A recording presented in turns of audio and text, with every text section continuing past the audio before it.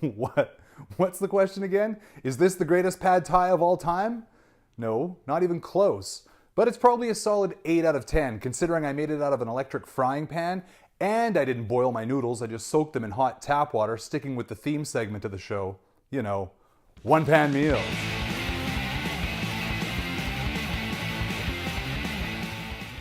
I think we should get this pad thai party started by cleaning and peeling all of our vegetables.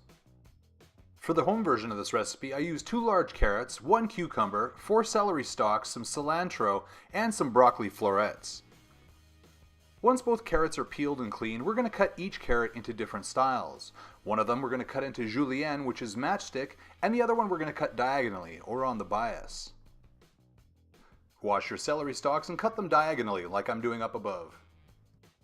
Hey, just a heads up, be sure to use proper knife technique and be sure your blade is sharp. You probably don't do this every day, so take your time. Let's just keep an eye on our fingers. Next, we're going to prepare our pickled vegetable salad to top our pad thai once it's complete. Take 1 long English cucumber and grate it down on your box grater. Mix it in with about half of your julienne carrots. Add a pinch of kosher salt as well as a pinch of sugar, followed up with 1 tablespoon of rice vinegar. Feel free to also add some cilantro, green onion, or chili flakes. Place your salad off to the side and prepare the rest of your vegetables for the pad thai. Tonight I'm using broccoli. It's not traditional in there, but I like the crunch. Next, we're going to prepare our base for our peanut sauce. Start by emptying 1 small jar of the organic peanut butter into your mixing bowl.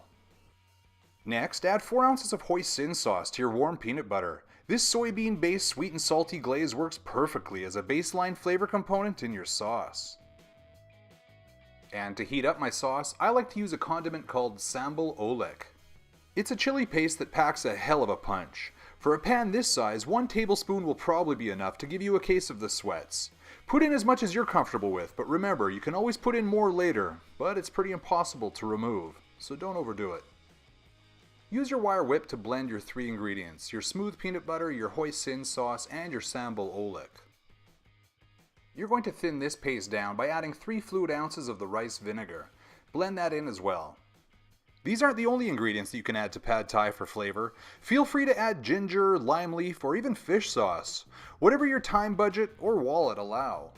I'm now going to prepare my proteins for this dish. I'm going to slice 2 4-ounce chicken breasts and peel about 8 large shrimp. Go ahead and turn your electric frying pan to high. Get it nice and hot.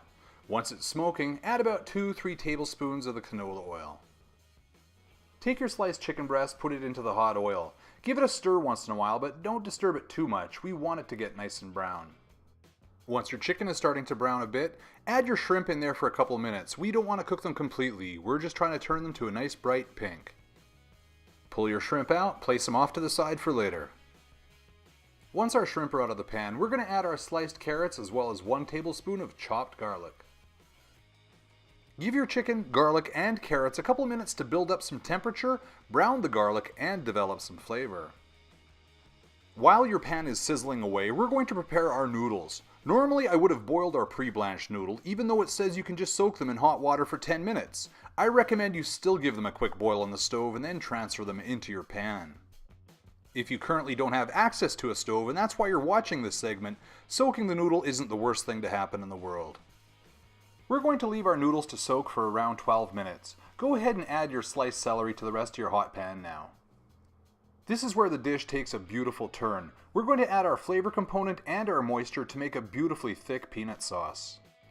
Add equal parts of the peanut butter based paste and organic chicken stock to your hot pan. Start by adding about 2 cups each of the liquid components. They will blend together nicely once they hit the heat of the skillet. Keep stirring and adding more liquid as needed. Add your broccoli as well as reintroducing the shrimp from earlier. Keep the pan covered for the majority of this portion. We are trying to steam the broccoli as well as finishing the shrimp.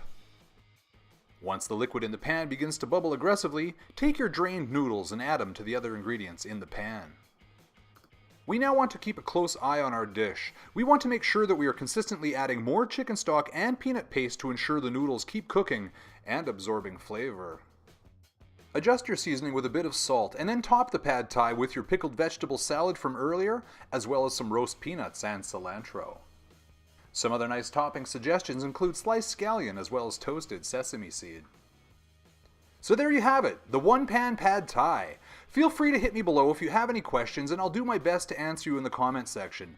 Don't be afraid to hit the like button, or if you really want to help us out, give us a share or a favorable review. Thanks again for watching our one-pan meals on I Can Teach You How to Make That. Bye for now.